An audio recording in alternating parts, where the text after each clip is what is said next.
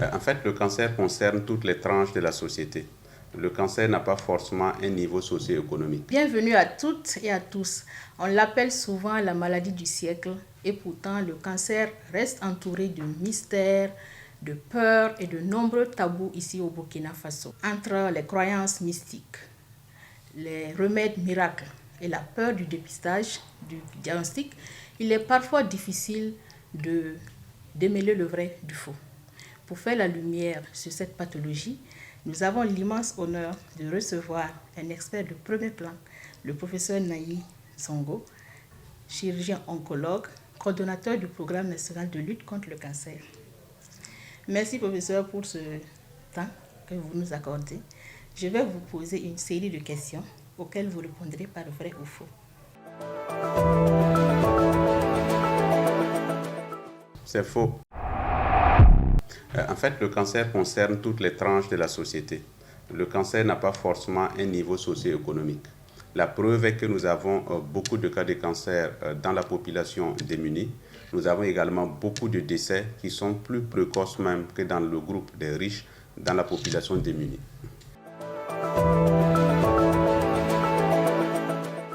C'est vrai en apparence. Les cancers des femmes sont médiatisés et que quand on prend les statistiques au niveau du Burkina Faso, le premier cancer, tout cancer confondu, c'est bien un cancer qui est à prédominance féminine, c'est-à-dire le cancer du sein, qui représente pratiquement 22% de l'ensemble des cancers au Burkina Faso. Mais quand on creuse à l'intérieur et qu'on regarde les différentes catégories de cancers, on se rend compte que cela n'est pas toujours vrai. Les hommes supportent également une bonne partie des cancers.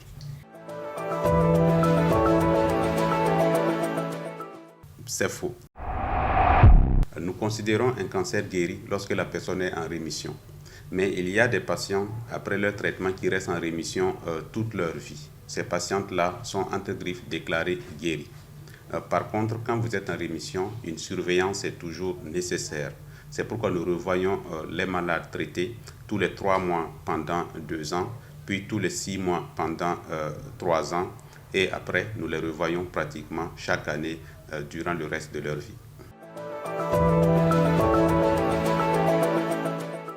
C'est faux. Le cancer n'est pas toujours héréditaire. L'hérédité occupe une petite place. Les cancers héréditaires ne représentent que 5 à 10% de l'ensemble des cancers. Et en plus, il y a de multiples facteurs de risque qui peuvent expliquer des cancers qui apparaissent de façon sporadique. Donc, un individu sans antécédent de cancer dans sa famille peut très bien développer un cancer.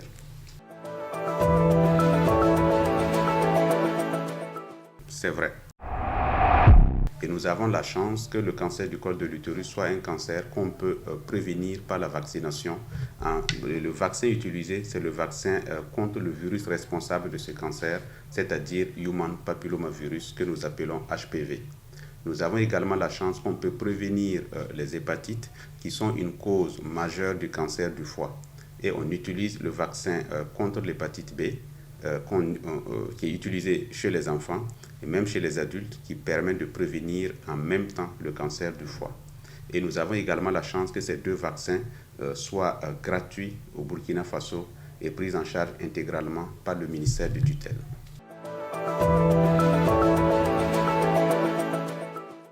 C'est vrai et faux.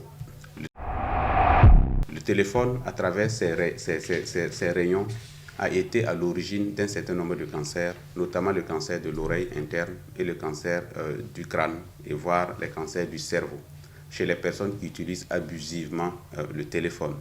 Mais si vous avez un téléphone qui reste allumé, qui est en contact avec vous en permanence, c'est vrai que vous pouvez recevoir un rayonnement, mais encore faut-il que ces rayonnements soient suffisants pour provoquer un cancer.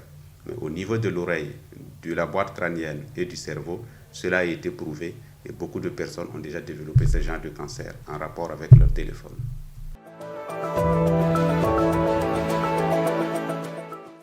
C'est vrai et faux.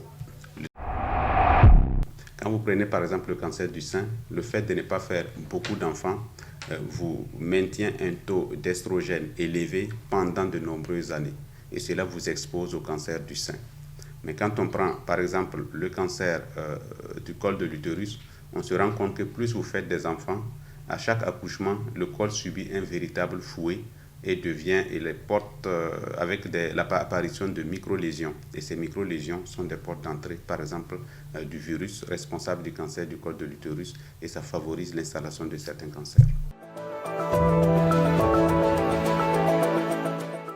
C'est vrai. Parce que le sucre, en réalité, c'est un élément nutritif pour les cellules cancéreuses. Le sucre est responsable du cancer dans une certaine proportion.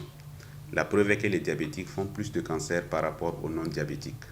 Il y a des cancérologues qui sont allés jusqu'à proposer qu'on utilise les antidiabétiques pour prévenir le cancer. Donc, réduire la consommation du sucre, surtout le sucre industriel, peut vous protéger des cancers. Merci beaucoup, professeur Naïs Zongo, pour ces éclairages précieux. On retient l'essentiel. Le cancer n'est pas une fatalité. L'information est notre première arme de combat. Chers internautes, chers followers, le dépistage précoce est votre meilleur allié. Partagez ces réponses autour de vous, car une idée reçue, déconstruite, ça peut être une vie sauvée. C'était Queen Mafa, le média qui donne le pouvoir aux femmes par l'information.